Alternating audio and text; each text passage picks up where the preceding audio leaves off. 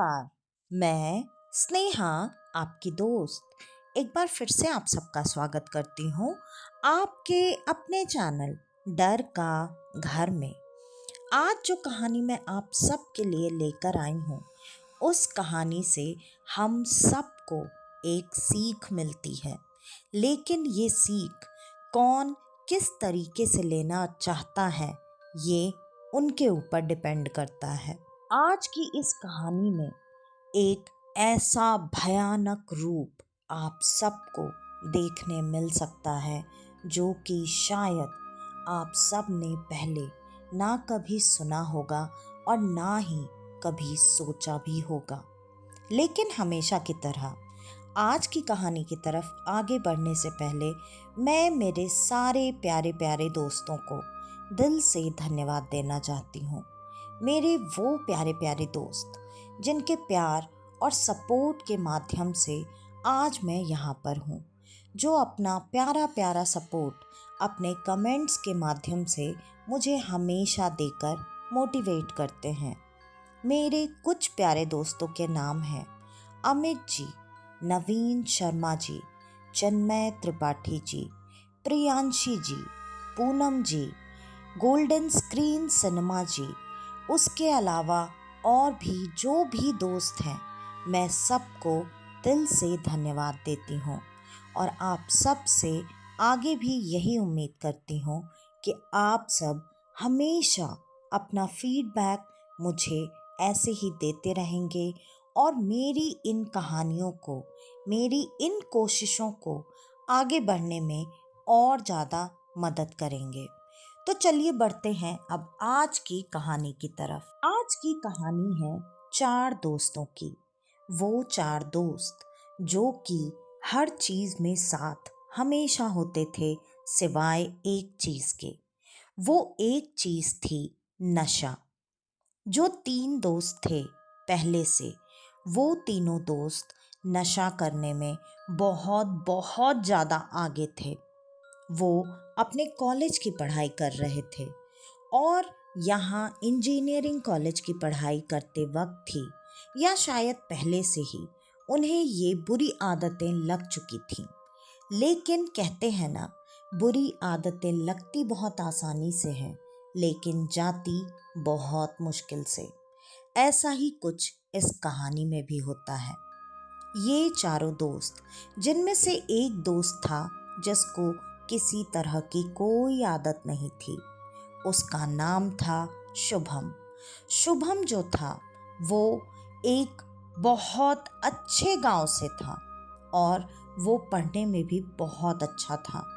ये बाकी के 3 दोस्त जो थे, जो नशा करते थे, वो भी पढ़ने में बहुत अच्छे थे, लेकिन उनकी ये बुरी आदत ऐसी थी जिसके वजह से वो अपने घर तक जाना पसंद नहीं किया करते थे, क्योंकि उन सबको नशे की ऐसी लत थी और एक नहीं, ना जाने कितने नशे की लत थी उन्हें हर दिन कोई ना कोई चीज़ चाहिए ही होती थी।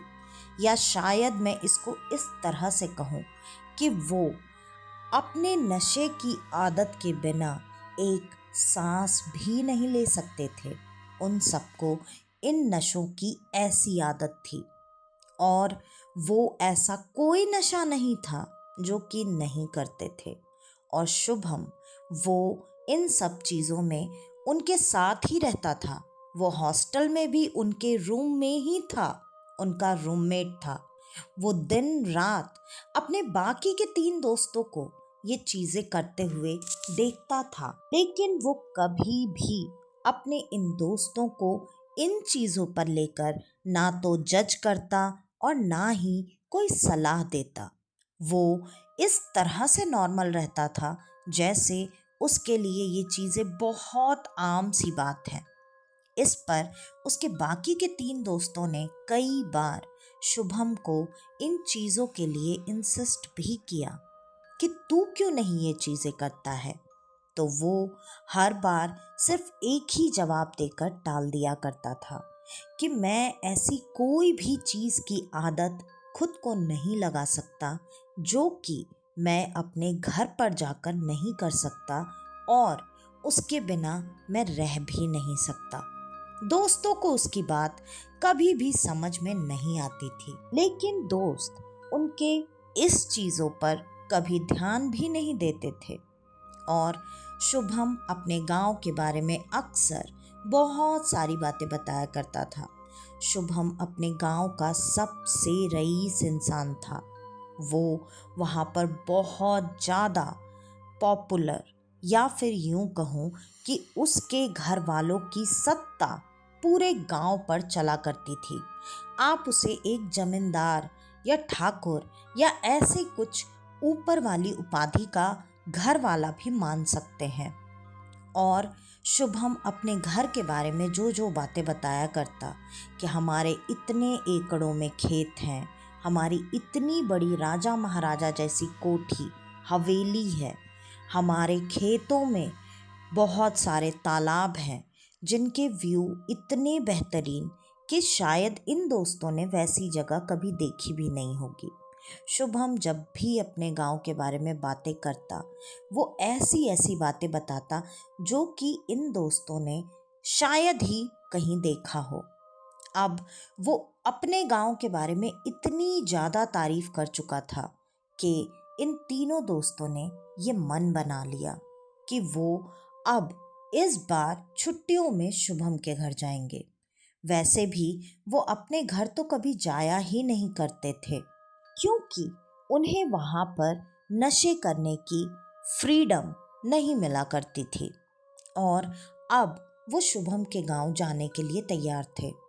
तब शुभम ने अपने तीनों दोस्तों को एक बात कही। उसने कहा, देखो भाई, मैंने तुम लोगों को मेरे गांव के बारे में जो भी बातें आज तक बताई हैं, वो सारी बातें बहुत ज़्यादा अच्छी बात है, लेकिन मैं तुम लोगों को मेरे गांव जाने से पहले एक बात खास तौर पे बताना चाहूँगा, और ये बात तुम लोगों को हर हाल में माननी ही पड़ेगी।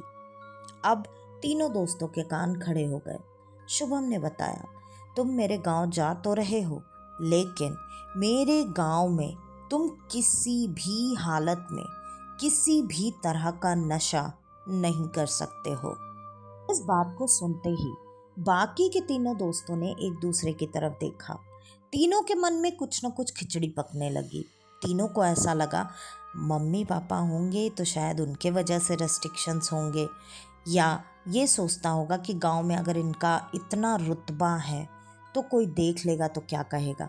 अरे जितना बड़ा इसका खेत, गांव और जितना तालाब, कोठी, सब कुछ ये बता रहा है, उसमें तो हम लोग कहीं भी छुप करके कुछ भी कर लेंगे, थोड़ी ना इसको या किसी और को भनक भी लगने वाली है। दोस्तों ने इस तरीके से इस बात को लिया। शुभम ने यही एक बात कई बार रिपीट की और हर बार इस बात पर बहुत ज़्यादा जोर दिया कि चाहे कुछ भी हो जाए, तुम किसी भी तरह का नशा वहाँ बिल्कुल नहीं कर सकते। अगर तुमने ऐसा कुछ छुप कर भी कभी करने की कोशिश की तो उसका जो भी खामियाजा होगा वो तुम लोगों को ही भुगतना पड़ेगा। शुभम के एक ही बात को बार बार दोहराने पर भी इन सब के दिमाग में ऐसा कोई सवाल आया ही नहीं कि वो ऐसा क्यों कह रहा है। उससे इस बात के बारे में जानने या पूछने की कोशिश तक उन लोगों ने बिल्कुल नहीं की। अब जबकि शुभम ये बात इतनी बार रिपीट कर चुका था, फिर भी दोस्तों ने इस चीज़ को बहुत लाइटली लिया और उन्होंने कहा, अरे भाई तू बिल्कुल चिंता मत कर, हम नहीं करेंगे तेरे गांव में ऐसा कुछ, हम पर इतना भी भरोसा नहीं है क्या। शुभम ने मुस्कुराकर इस बात को टाल दिया और कहा, देखो, मुझे तुम लोगों को जितना बताना और समझाना था मैंने बताने और समझाने की पूरी कोशिश की है। आगे अगर तुम कुछ भी ऐसा करोगे तो उसके जिम्मेदार सिर्फ और सिर्फ तुम लोग खुद होगे। और फिर वो चारों चल पड़े शुभम के गांव की तरफ। ट्रेन में भी इन दोस्तों ने अपनी जो हरकतें थीं वो बंद नहीं की। किसी के भी मुंह से उसका नशा एक सेकंड के लिए भी छूटा नहीं था। वो सब लगातार बार बार कहीं ट्रेन में ही बैठकर, कहीं प्लेटफॉर्म पर उतरकर वो लगातार अपना नशा बिल्कुल उसी तरीके से कर रहे थे जिस तरीके से वो हॉस्टल के रूम में ये हरकतें किया करते थे। ये देखकर शुभम ने एक बार फिर से अपने दोस्तों को ये बात याद दिलाई। देख भाई, तुम लोग ट्रेन में तो जो कचरा करना है वो कर रहे हो, कर लो, मैं मना नहीं करूँगा, लेकिन याद रखना मेरे गांव में पहुंचने के पहले तुम लोग के पास ये सारी चीज़ें बिल्कुल नहीं होनी चाहिए। इस पर तीनों दोस्तों ने शुभम को दिलासा देते हुए कहा, अरे भाई, तू चिंता क्यों कर रहा है बे?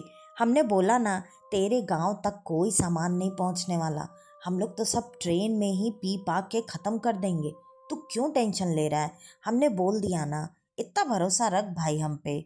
और इसी तरह से पूरे रास्ते उनका ये नशे का दौर चलता रहा, बिल्कुल वैसे ही जैसे कि हमेशा चलता था।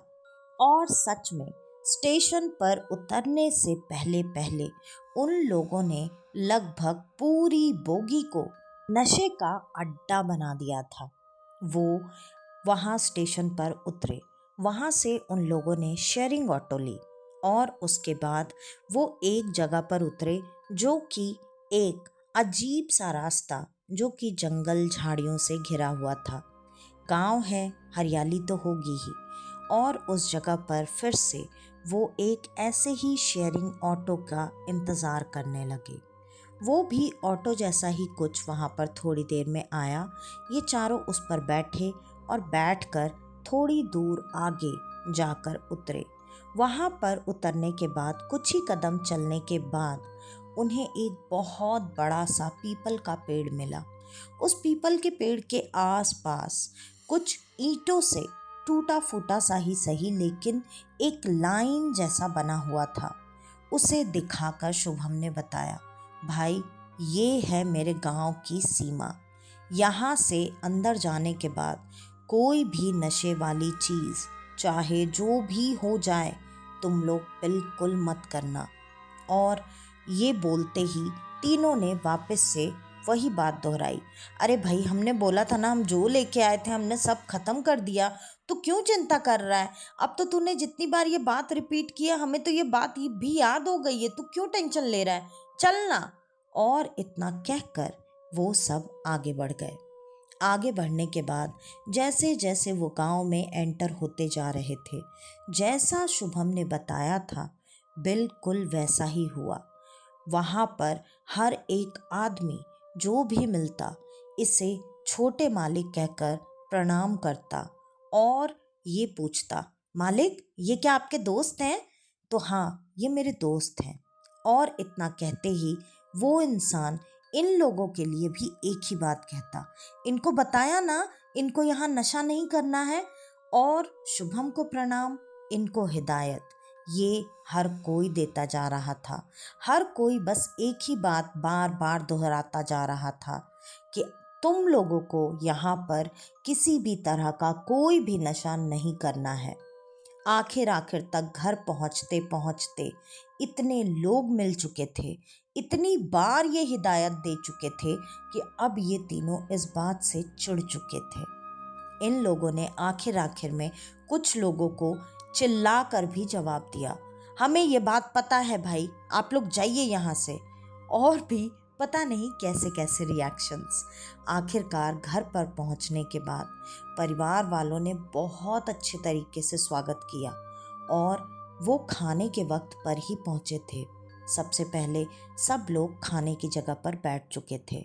वहाँ बैठते ही खाना परोसे जाने से पहले ही घर के जो भी बड़े थे उन्होंने एक ही बात इन तीनों को फिर से कही कि चाहे जो हो जाए, यहाँ किसी तरह का कोई नशा बिल्कुल मत करना। अब ये बात कल से लेके आज तक में ये ना जाने कितनी बार सुन चुके थे। ये इस बात के दोहराए जाने पर अब चिढ़ भी रहे थे, लेकिन घर के बड़े अगर आपको कोई बात समझा रहे हैं तो उस बात में कोई ना कोई रीज़न, कोई पॉइंट ज़रूर होगा। इन तीनों ने इस बात पर कोई ध्यान नहीं दिया और उन्होंने कोई रिएक्शन भी नहीं दिया। उन्होंने बस हाँ में सर हिला दिया और ये कहा, आप बिल्कुल निश्चिंत रहिए, हम लोग ऐसा कुछ करते ही नहीं हैं। ये बात सुनकर शुभम के घर वाले बिल्कुल निश्चिंत हो चुके थे और उसके बाद ये सब खाना खा चुके थे। खाना खाने के बाद तो नशे वाली चीज़ लगती ही है। ये बात हर वो इंसान समझ सकता है जो कि नशा करता हो। अब इन तीनों को अपनी अपनी चीज़ें करने की खुजली, छटपटी मचने लगी। ये किसी भी तरह से कहीं अकेले होना चाहते थे ताकि ये अपना नशा कर सके। इन्होंने बहुत कोशिश की, लेकिन इनके बार बार कोशिश करने के बावजूद भी इनका दोस्त शुभम एक सेकंड के लिए भी इनको अकेला बिल्कुल नहीं छोड़ रहा था। इन सब ने बहाना बनाया कि ये खाना बहुत ज़्यादा खा चुके हैं। दूसरा, यहाँ शुद्ध घी का खाना, भाई देख यार, कुत्ते को घी कहाँ पचता है, हम लोग घी खाते हैं क्या, हम लोग तो ऐसे ही नॉर्मल खाना खाते हैं। ऊपर से यहाँ तूने तेरे गांव का इतना शुद्ध घी खिलाया कि अब हमें बहुत ज़्यादा हेवी हेवी सा लग रहा है, तो तू यहीं रुक, हम तीनों वॉक करके आते हैं। लेकिन शुभम इनके आदत से वाकिफ था, इसलिए उसने इन तीनों को अकेले बाहर जाने ही नहीं दिया। उसने कहा, हाँ हाँ भाई, पता है मेरा भी पेट बहुत हेवी हो गया है, तुम लोग कहाँ अकेले जाओगे ना, तुम लोग गांव जानते हो और वैसे भी अंधेरा हो चुका है, यहाँ गांव में थोड़ी ना स्ट्रीट लाइट्स होती है, तो चलो मैं भी तुम लोग के साथ चलता हूँ करके शुभम भी इन्हीं लोगों के साथ गया। उन सबको टहलना तो नहीं था, लेकिन अब टहलने का नाम लिया था तो टहलना तो पड़ता ही। आखिरकार वो सब मन मार कर थोड़ी देर तक ऐसे ही इधर उधर घूमते रहे और जब उन्हें ये बात समझ में आ गई कि ऐसे तो बात नहीं बनने वाली, तब फिर उन लोगों ने वापस आने का फैसला किया। वापस आते ही तुरंत उसमें से एक का दिमाग चला। उसने तुरंत बहाना बनाते हुए कहा, भाई मेरे को तो वॉशरूम के लिए जाना है, तो मैं जा कर के आता हूँ। और जैसे ही उसने ये कहा, शुभम ने तुरंत कहा, भाई तुम यहाँ कहाँ जाओगे, तुम्हें तो कोई जगह नहीं पता होगी, चलो मैं तुम्हारे साथ चलता हूँ। और चलो सब लोग साथ में चलते हैं, क्योंकि अब इसे जाना है, थोड़ी देर में बाकी सबको जाना होगा, तो हम लोग जा कर के आते हैं, उसके बाद आराम से सो जाएंगे करके इस बहाने से वो वापस से चारों साथ में गए। अब एक और का दिमाग चला। उसने कहा कि मुझे अब पॉटी जाना है, और ये बात तो लोग जानते ही हैं, जिन लोगों को नशा करने की आदत होती है उनकी तो पॉटी भी बिना नशे के नहीं होती। ऐसा ही कुछ हिसाब किताब इन भाई साहब का भी था। इनको अब जब वॉशरूम जाने का नाम इन्होंने लिया, तब शुभम ने साफ साफ कहा, ठीक है तू जा रहा है ना, पहले इधर आ, अपनी जेब चेक करवा, क्योंकि शुभम को ये बात अच्छे से पता थी, वो बिना नशा किए पॉटी जा ही नहीं सकता। इस पर उस दोस्त ने चिढ़ते हुए कहा, क्योंकि उसका ये प्लान भी फेल हो चुका था। उसने कहा, भाई तू क्या यार पीछे पड़ा हुआ है, ठीक है ले, मैं एक काम करता हूँ, तू मुझे चेक मत कर, क्योंकि उसके पॉकेट में ऑलरेडी वो चीज़ें थीं। उसने ये चेक करके चीज़ें ना निकल आए, इसलिए उसने कहा, मैं एक काम करता हूँ यार, तुझे भरोसा हो जाए इसलिए मैं बनियान और चड्डी में ही जाता हूँ वॉशरूम। ये बात सुनते ही शुभम ने तुरंत ही उसके कपड़े भी उतरवा लिए और वो भी मजबूरी में अपने कपड़े उतार कर वॉशरूम में गया। उससे कुछ करना तो था नहीं। थोड़ी देर तक टाइम पास करके पानी वगैरह गिरा कर वो वापस आ गया। अब इन सब को इतनी ज़्यादा तलब लगी हुई थी और शुभम था वो एक सेकंड के लिए भी इन सब को छोड़ने को तैयार ही नहीं था। तो अब ये करे तो क्या करे, पूरी रात बिना नशे के तड़पते हुए आंखों आंखों में कट गई। अब इसी तरह से दूसरा दिन भी बीत गया। शुभम एक सेकंड के लिए भी इन तीनों को अकेला नहीं छोड़ रहा था। उसके अलावा अगर शुभम 1-2 मिनट के लिए इधर उधर होता भी तो वो वहाँ पर जो उसके सिक्योरिटी गार्ड या फिर वॉचमैन या घर के काम करने वाले लोग, आप उन्हें जो कहना चाहें उन लोगों को बोल कर जाता कि तुम इन लोगों पर नज़र रखना। और इस काम में वहाँ के लोग तो काफ़ी माहिर थे, वो सिक्योरिटी वाले भी इसी तरीके से बिल्कुल स्ट्रिक्टली उन पर नज़र रखते, चाहे वो कोई भी बहाना करते। वो इधर उधर जाने से पहले जेबें चेक करते, उसके अलावा हर तरह से तलाशी ली जाती कि आपके पास किसी भी तरह से कोई भी नशीला पदार्थ ना हो। अब इन चीज़ों से ये सब इतना ज़्यादा परेशान हो चुके थे। आज दूसरी रात थी, दूसरी रात भी ऐसे ही बिना नशे के तड़पते तड़पते वो जगे रहे और ये रात भी बीत गई। अगली सुबह आई और अगली सुबह शुभम और उसके परिवार वालों को कुल देवी के मंदिर जाना था, जहाँ उन्हें एक खास पूजा करवानी थी। इसके लिए शुभम और उसके सारे घर वाले नहा धोकर तैयार हो चुके थे।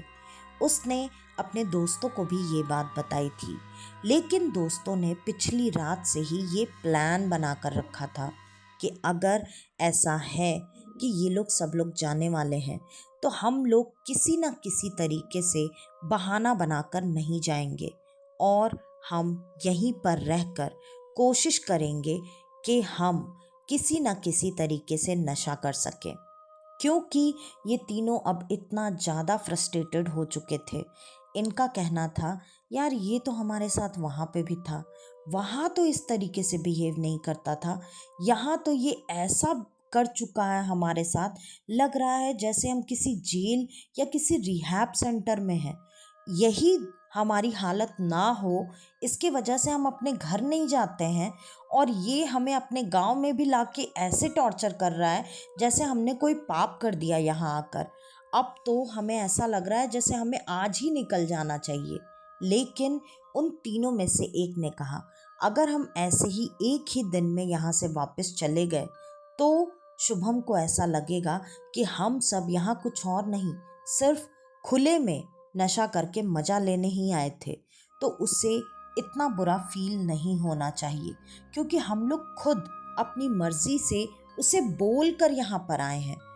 अब ये मौका इनको मिलने वाला था कि ये सच में खुले में मज़ा करते हुए नशा कर सके।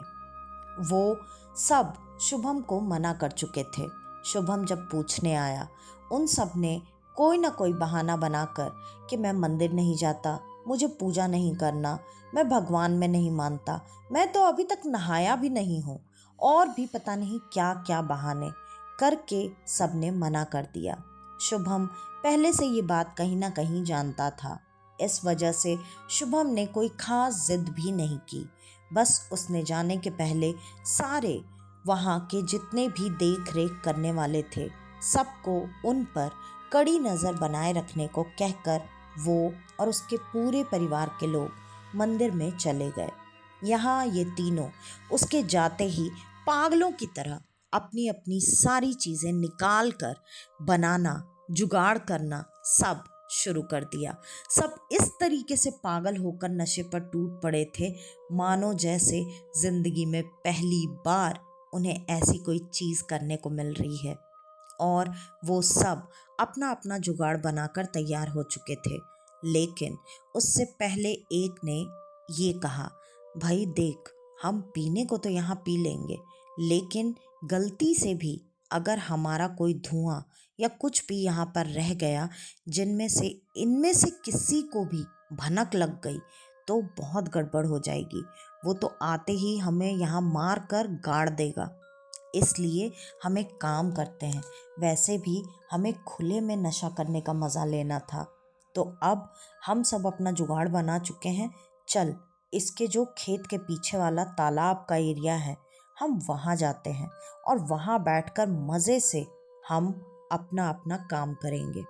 ये बोलते ही सब ने अपना अपना जुगाड़ छुपाया और वो पीछे की तरफ से ना गेट का इस्तेमाल किया और ना ही किसी और रास्ते का, उन्होंने एक ऐसी जगह ढूंढी जहां पर देखभाल करने वाला भी कोई नहीं था।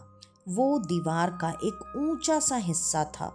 उन्होंने वो बाउंड्री कूदी, मतलब वो बाउंड्री को छलांग लगाकर पार करके उससे उस तरफ गए, मतलब घर के पीछे वाले हिस्से में। और उधर भी उनका बहुत लंबा चौड़ा खेत वाला हिस्सा था। उस लंबे चौड़े खेत के हिस्से को पार करने के बाद थोड़ा खेत और आधा जंगल से ढका हुआ एक बहुत ही खूबसूरत तालाब का हिस्सा था। वो सब वहाँ पर पहुँचे और वो सब बैठकर वहाँ पर पीने का प्रोग्राम बना रहे थे। इतने में सब अपना अपना जुगाड़ निकाल ही रहे थे कि तब तक एक ने अपना जुगाड़ जला लिया। और जलाते ही, जैसे ही उसने वो जुगाड़ जलाया, मौसम जो कि अभी तक बहुत ही अच्छा था, अच्छी खासी धूप खिली हुई थी, पूरा मौसम इस तरीके से बदल गया जैसे मानो अभी दिन ना रात हो। और पूरी तरह से काले काले घने बादल आसमान पर छा गए। तुरंत बिजलियां चमकने लगीं, तेज तेज तूफानी हवाएं चलने लगीं, ऐसे जैसे मानो पता नहीं एक साथ कितने पेड़ों को उड़ा कर लेकर जाएंगी। ये देखते ही बाकी के दो, जिन्होंने अपने अपने जुगाड़ों को बस अपने हाथ में पकड़ रखा था, वो दोनों घबरा गए। और ये तीसरा, जिसने कि अपना जुगाड़ जला लिया था, ये सब मौसम का अचानक ऐसा बदलता रूप देखकर कहीं ना कहीं डर तो गए। लेकिन आप ही ये बात सोचिए, अगर आपको कोई चीज़ इतनी ज़्यादा डेस्परेटली चाहिए हो और वो चीज़ बस आपके हाथों में हो, मान लो कोई आपकी फेवरेट मिठाई है जो आपको खानी ही खानी है और वो आपके हाथ में हो, बस मुंह तक आने ही वाली हो, और ऐसा कुछ अगर आ जाए तो क्या आप और मैं खुद को उस चीज़ से रोक पाएंगे? ऐसा ही कुछ उस तीसरे बंदे के साथ हुआ जिसने अपना जुगाड़ जला लिया था। उसने मौसम को देखकर डरने की बात तो कही, मानी भी, लेकिन उसका ये मानना था कि ये मौसम अचानक से बस यूं ही खराब हो गया है, तो हम लोग अब एक दो कश मारते हैं, उसके बाद भागकर वहाँ तुरंत हवेली में पहुँच जाएंगे। उसके बाद जो भी करना होगा वहाँ पीछे कहीं खुले में जगह देखकर कर लेंगे। और उसकी बेचैनी अब जलाने के बाद इतनी ज़्यादा बढ़ चुकी थी कि उसने भागते भागते ही एक कश मार लिया। और एक कश मारते ही उसने तुरंत देखा जो पेड़ उसके जस्ट बगल में था उस पर अचानक बिजली गिरी और वो पेड़ दो हिस्सों में बट गया। ये देखते ही अब उन सब की तो हालत ऐसी थी जैसे काटो तो खून नहीं, क्योंकि अगर वो बिजली आधे इंच भी इधर गिरी होती तो इन तीनों में से कोई एक या फिर तीनों शायद जिंदा नहीं बचते। अब ये देखकर उन तीनों की हालत जैसी थी, वो तीनों एक दूसरे को कस के पकड़कर दुबकने की तरह हो गए। लेकिन अभी भी उसके हाथ में जलता हुआ वो था जो कि उसे करना था, मतलब उसके नशे की चीज़। वो आगे बढ़ता रहा, वैसे ही दौड़ता गया और उसने दोबारा से एक और कश खींच लिया। ये कश खींचते ही दोबारा से एक बार बिजली जस्ट उसके नाक और पैर को टच करती हुई ऐसा महसूस हुआ, उसके आगे गिरी। और वो कहते हैं ना, बाल बाल बच गया। और ये होते ही अब उन दोनों दोस्तों ने, जिन्होंने अभी तक अपना कोई जुगाड़ न जलाया, न पिया और ना ही कुछ और, वो दोनों ये बात तुरंत कहने लगे, भाई ये मेरे को मौसम की खराबी तो नहीं लग रही, क्योंकि कुछ ना कुछ तो गड़बड़ ज़रूर है। मुझे अब बहुत डर लग रहा है।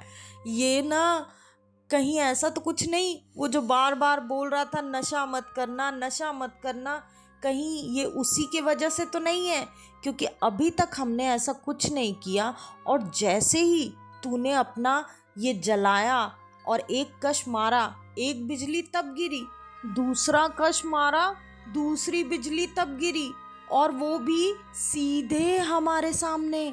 हम तो मर भी सकते थे। मुझे ना ये कोई नॉर्मल मौसम खराब जैसा नहीं लग रहा है भाई, मुझे तो बहुत डर लग रहा है। तब तक अचानक एक बिजली और जोर से कड़की और उनके सामने एक अजीबो गरीब, ना तो वो इंसान था, ना ही वो शैतान था, और ना ही वो जानवर था। वो क्या था और किस तरह का था, ये शायद देखने के बाद भी वो भी सही तरीके से एक्सप्लेन नहीं कर पाएंगे। वो ना तो पूरी तरह इंसान और ना ही पूरी तरह कोई जानवर, थोड़ा शेर जैसा, थोड़ा चीते की तरह, थोड़ा बाज की तरह, थोड़ा इंसान की तरह, इतना अजीब और भयानक सा जानवर उनके सामने अचानक लगा जैसे आसमान से टपक कर गिरा, और उसने इंसानी आवाज़ में इनको अपनी भयानक लाल लाल आँखों से देखकर पहले वो गुर्राया और फिर उसने हंसते हुए कहा, अब तुम्हारा क्या होगा, तुम लोगों ने तो नशा कर लिया है। और इतना कहते ही वो वहाँ से वैसे ही गुर्राते हुए गायब हो गया। ये देखकर अब वो तीनों ये बात साफ साफ समझ चुके थे कि ये मौसम का खराब होना कोई आम मौसम का खराब होना तो बिल्कुल नहीं था। अब ये तीनों ये बात जान चुके थे कि ये उनकी की गई गलती के वजह से ही जो भी हुआ है वो हुआ है। वो तीनों जैसे तैसे भागते दौड़ते गिरते पड़ते उस हवेली में दाखिल हुए और बहुत बेसब्री से अपने दोस्त और उसके पूरे परिवार के आने का इंतज़ार करने लगे। और अब जो गलती इनसे हो चुकी थी उसकी माफ़ी वो किससे मांगते, इसलिए वो चाहते थे कि वो अपने दोस्त को और उसके पूरे परिवार को ये बात बता दें। जैसे ही उसका दोस्त अपने परिवार के साथ घर में एंटर हुआ, ये तीनों रोते बिलखते भागते हुए उन सब के पास पहुंच गए और रो रो कर उनके सामने गिड़गिड़ा कर अपने इस किए की माफ़ी मांगने लगे। वो सब कह रहे थे, भाई हमसे बहुत बड़ी गलती हो गई, हमने बहुत सारा नशा किया, हमने ये भी कर लिया, हमने वो भी कर लिया, हम सारा नशा अपने बैग में छुपा कर लेके आए थे, हम तुझसे इतने दिनों से झूठ बोल रहे थे, हमने एक साथ बहुत सारा नशा किया, हमें माफ़ कर दे भाई, और हमें तू तुरंत उठाकर अपने गांव से बाहर फेंक दे, तू प्लीज़ कुछ कर, हमें यहाँ से निकाल दे। ये बात सुनते ही शुभम और उसके पूरे परिवार वालों के होश उड़ चुके थे। उन सब ने जैसे तैसे उन तीनों को शांत किया और उसके बाद उन तीनों से पूरी बात ढंग से बताने को कही। वो तीनों खुद को संभाल ही नहीं पा रहे थे। वो लगातार पागलों की तरह रो रहे थे, गिड़गिड़ा रहे थे, डर की वजह से कांप रहे थे। उन्हें समझ में ही नहीं आ रहा था कि उनके साथ अब क्या होने वाला है। वो सब खुद को जैसे तैसे थोड़ी देर में संभालते हैं। उसके बाद शुभम के बहुत बार पूछने पर उन्होंने सारी बात उनको बता दी और ये भी बताया कि कोई एक अजीब सा, वो पता नहीं क्या था, जानवर या फिर इंसान या फिर सबका मिला जुला कुछ और, वो हमारे सामने आया और उसने इंसान की आवाज़ में हमें ऐसे कहा और तुरंत गुर्राते हुए गायब भी हो गया। वो क्या था भाई हमें नहीं पता, क्योंकि वो भी हमें यही बोलकर गया है कि तुमने नशा कर लिया, अब तुम्हें ही इसका हर्जाना भी भुगतना पड़ेगा। इन सब का मतलब क्या है भाई, हमें बता, हमसे गलती हो गई, हमें उठाकर अपने गांव से बाहर फेंक दे। और ये बात सुनते ही शुभम और उसके परिवार वाले लगा जैसे सबके पैरों के नीचे से ज़मीन निकल गई। ये बात सुनते ही तुरंत शुभम के पिता ने अपने सर को पीट लिया और कहा, बेटे ये तुमने बहुत बड़ी गलती कर दी। अब ये बात सुनकर जो कि पहले से वो तीनों डरे हुए थे, वो और ज़्यादा डर चुके थे। वो बार बार शुभम के आगे गिड़गिड़ा रहे थे, हमें माफ़ कर दे, हमसे गलती हो गई, तो उठाकर हमें अपने गांव से बाहर फेंक दे। लेकिन अब उन्हें ये भी जानना था कि वो कौन था और अब हमारे साथ क्या होने वाला है। ये बात सुनकर शुभम ने कहा, अब तो तुम्हें ये बात बड़े बाबा ही बता सकते हैं। ये बात सुनने के बाद उन तीनों के मन में अब ये सवाल आया कि अब ये बड़े बाबा कौन है। अब ये बात जब उन तीनों के सामने आ चुकी थी कि वो गांव से फेंके जाने वाले तो नहीं हैं, लेकिन उनके साथ होने वाला क्या है। अब वो सब वहाँ गांव के बाकी लोग भी इकट्ठा हो चुके थे, क्योंकि मौसम का ऐसा बदला रुख देखकर सारे लोग ये बात समझ चुके थे। और तब वहाँ पर एक बहुत ही पहुँचे हुए बाबा, सिद्ध पुरुष, या फिर मैं यूँ कहूँ कि तांत्रिक या फिर महातांत्रिक, वो वहाँ पर पहुँचे और शुभम के पिता ने सारी बातें उनको बता दी। वहाँ बाकी के भी गांव वाले इकट्ठा थे। सबके मन में अब बस एक ही सवाल चल रहा था कि अब क्या होने वाला है। बाबा ने साफ साफ कहा, ये तो घोर अनर्थ हो गया। तुम सबको तो पता ही है ऐसा होने पर फिर क्या होता है। गांव वाले सब अब सिर्फ चुप थे, क्योंकि सबको पता था कि इसके बाद क्या होने वाला है। और फिर अब इसके पीछे की कहानी भी इन तीनों को जाननी थी और जानना बनता भी था। तब उन्होंने ये सवाल जैसे तैसे वैसे ही डरते कांपते उन महातांत्रिक बाबा से पूछा और उन्होंने बताया, आज से लगभग 150-200 साल पहले हमारे इस गांव में एक बहुत ही पहुँचे हुए तांत्रिक अघोरी यहाँ पर आए थे, जो कि बहुत ही ज़्यादा सिद्ध पुरुष थे। उनके पास असीम शक्तियाँ थीं और वो हर तरह का नशा करते थे, छोटे से छोटा और बड़े से बड़ा। वो जब गांव में आए तब उन्होंने गांव की पूरी तरह से काया पलट कर दी थी।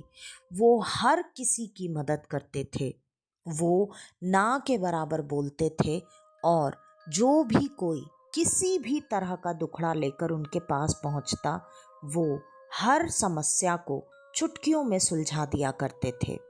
और शुरू शुरू में जब उन्होंने गांव में इतने सारे अच्छे और भले काम किए, तब सारे लोगों का विश्वास उन पर बढ़ता चला गया।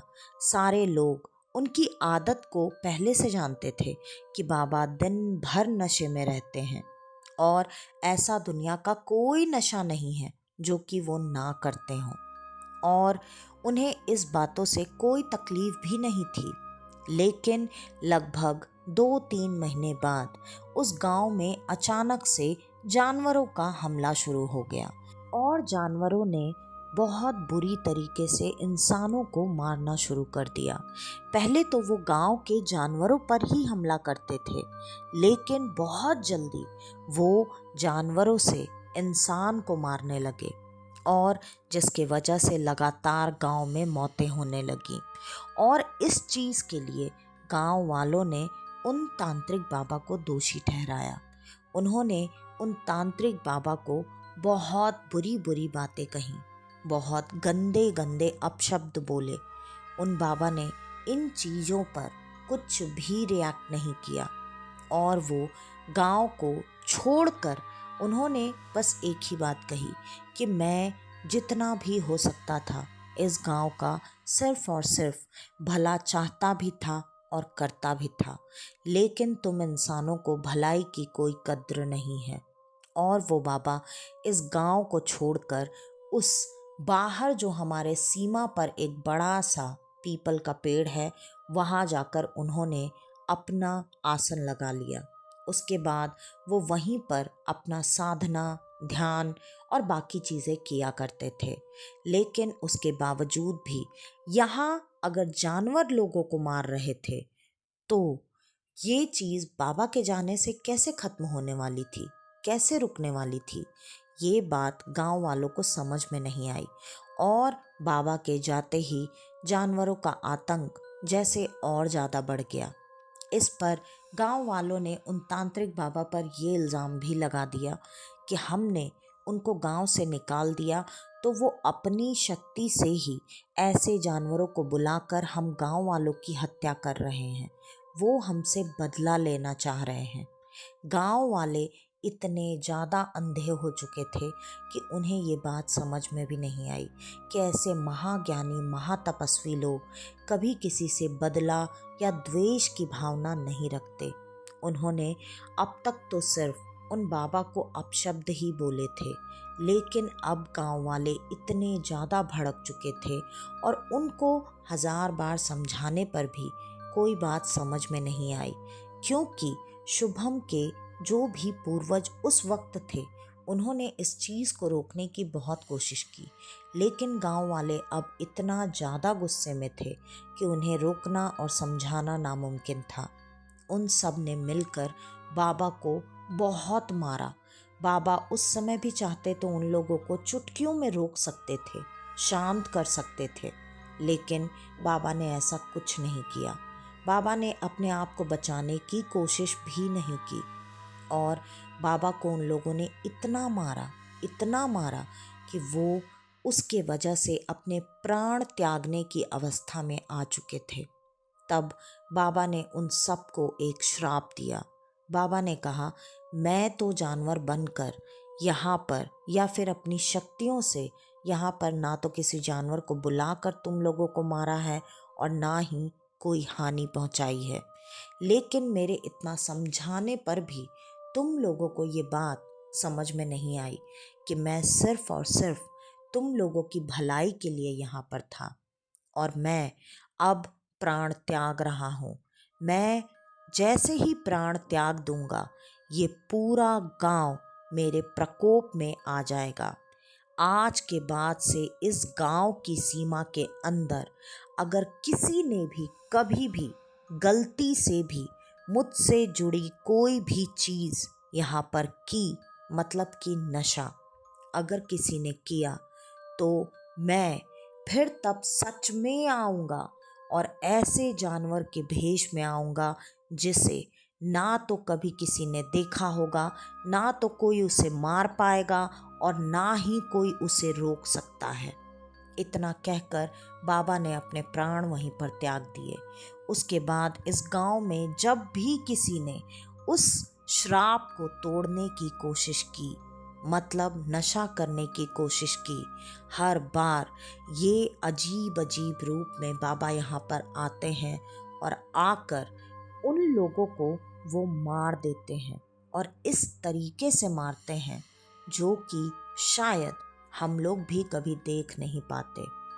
अब ये बात सुनने के बाद इन तीनों की हालत, जो डर से अभी तक खराब थी, अब इन तीनों की हालत ऐसी थी कि अगर हमें सच में मरना ही है तो क्यों ना हमें यही लोग मार दें। उस जानवर के हाथ से मरने से तो बेहतर है कि हमें ये लोग नॉर्मल मौत दे दें, लेकिन ऐसा करना संभव नहीं था। और ये कहानी सुनाते सुनाते बाबा जो भी प्रक्रिया कर सकते थे, मतलब अभी के बाबा, उन्होंने सुरक्षा घेरा और भी काफ़ी सारी चीज़ें की, लेकिन किसी चीज़ का कोई फ़ायदा नहीं हुआ। और अब ये कहानी सुनने के बाद उन तीनों दोस्तों के मन में एक ही सवाल था। तो जितनी बार वो अघोरी बाबा आए उतनी बार उन्हें रोका और शांत कैसे किया गया, जो सवाल अभी आप सबके भी मन में होगा। इस सवाल का जवाब सुनने से पहले ही शुभम ने ये कहा कि बाबा, हम अगर इनकी बलि दे देंगे तो हम सब तो ठीक रहेंगे ना। अब ये बात सुनते ही उन तीनों के पैरों के नीचे से ज़मीन निकल चुकी थी। ये क्या, ये तो दोस्त था, अब ये बलि देने की बात कर रहा है। अब ये बात सुनते ही वो तीनों शुभम की तरफ लपके और बार बार शुभम से कहने लगे, भाई तू ये क्या कर रहा है, तू तो हमारा दोस्त है, तू तो हमें बचा यार, तू हमारी मदद कर। इस पर शुभम ने तुरंत ही कहा, मैंने तुमसे बार बार कहा था यहाँ नशा बिल्कुल मत करना, और अगर तुम ऐसा करोगे तो इसका भुगतान भी तुम्हें ही करना पड़ेगा। और इस बात पर बाबा ने जवाब दिया, हाँ, यहाँ का बस एक ही नियम है कि जो भी ये काम करता है, उन अघोरी बाबा को शांत करने के लिए हमें उस इंसान की बलि उन्हें ही देनी पड़ती है, और तब उनसे क्षमा प्रार्थना याचना करके हम जैसे तैसे उनको शांत करते हैं। क्योंकि जो इंसान नशा करता है, उसे मारने के साथ साथ वो कुछ और बलियां भी चाहते हैं जो कि हम नहीं दे सकते। इसलिए हम चाहे जैसे भी, लेकिन उन्हें शांत करवाते हैं। अब ये बात साफ हो चुकी थी कि इसके अलावा और कोई उपाय ही नहीं है, बलि इन तीनों की देनी पड़ेगी। अब उन तीनों को उस जगह पर ले जाया जाने लगा जहाँ पर वो बाबा समाधि लगाकर आखिरी वक्त में बैठे थे और उन्होंने अपने प्राण त्यागे थे। मतलब इस गांव की सीमा के पास जहाँ वो पीपल का पेड़ था, उस जगह तक ले जाते ही अचानक से ये दोनों दोस्त, जो कि सिर्फ और सिर्फ अपना जुगाड़ बना कर लेकर गए और लेकर आए, पिया नहीं था, उन दोनों ने तुरंत ही शुभम और उन तांत्रिक बाबा से ये कहना शुरू किया, एक मिनट, आप हम लोगों को क्यों लेकर जा रहे हैं? हमने तो कुछ किया ही नहीं है। पिया तो इसने था, जलाया भी इसने और 2 फूंक भी मारी बस इसने। हमने तो कुछ भी नहीं किया, हम तो चुपचाप बस गए और आए, और हम तो इसे रोक भी रहे थे। अब इस तरह से अपने बाकी के 2 दोस्तों को पलटता देखकर उस तीसरे दोस्त की सिट्टी पिट्टी गुम हो चुकी थी। और ये बात तो सच थी, पिया तो सिर्फ उसी ने अकेले था, इन दोनों ने तो पिया भी नहीं था। वो अब कुछ कह भी नहीं सकता था। इसलिए आखिरकार उस तीसरे दोस्त की बलि दे दी गई और जैसे तैसे उन अघोरी बाबा को शांत भी कर दिया गया। जब शुभम और बाकी के बचे हुए 2 दोस्त वापस शहर में आए, तब उन्होंने पुलिस में इस बात की कंप्लेंट रजिस्टर करवाई कि उनका दोस्त उनके साथ गांव के ट्रिप पर गया था, लेकिन वो जाते वक्त ही बीच ट्रेन से कहाँ गायब हो गया, हमें पता ही नहीं चला।